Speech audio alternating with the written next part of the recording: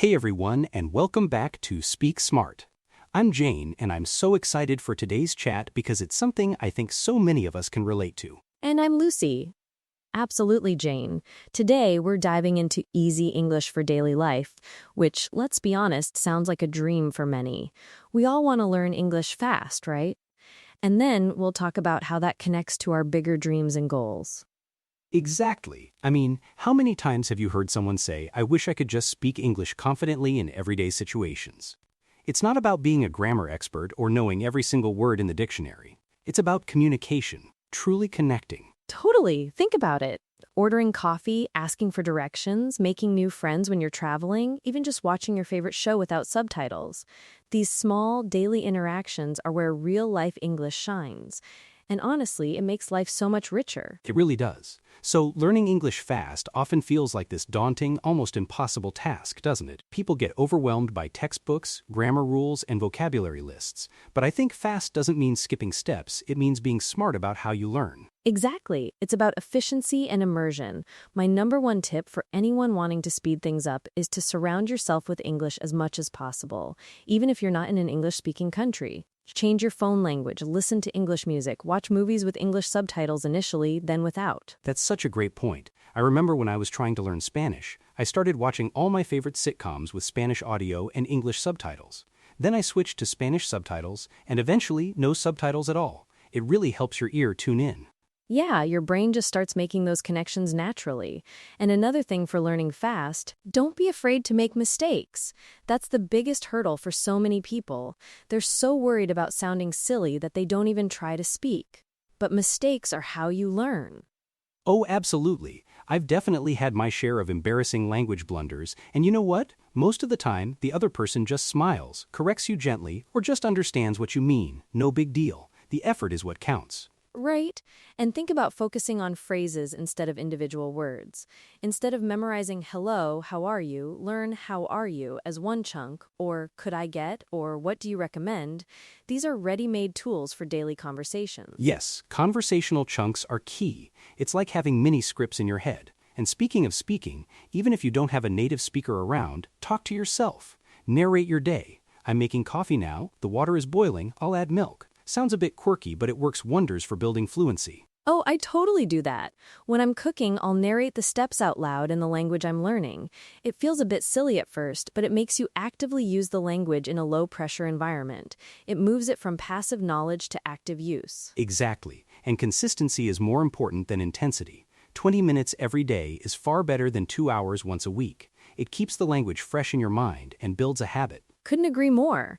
So we've talked about making English easy and learning fast. Now let's tie this into something bigger, one of your bigger questions. Our dreams and goals. How does English factor into those personal aspirations? This is where it gets really exciting for me. English isn't just a subject, it's a tool, a key that unlocks so many doors. Think about career goals. Many international companies require English proficiency. Learning it can literally open up new job opportunities or promotions. Absolutely. It's almost a universal business language now. Beyond just career, what about travel? Imagine exploring the world, being able to confidently navigate new cities, chat with locals, and not feel limited by a language barrier. That's a huge dream for many people, and English can make it a reality. Oh, for sure. I mean, my dream has always been to travel through Southeast Asia. And while I'd love to learn some local phrases, knowing English gives me that baseline confidence that I can always find my way, ask for help, or just connect with fellow travelers. It's like having a superpower. And for personal growth, English opens up a massive world of information. Podcasts like this one, documentaries, books, online courses.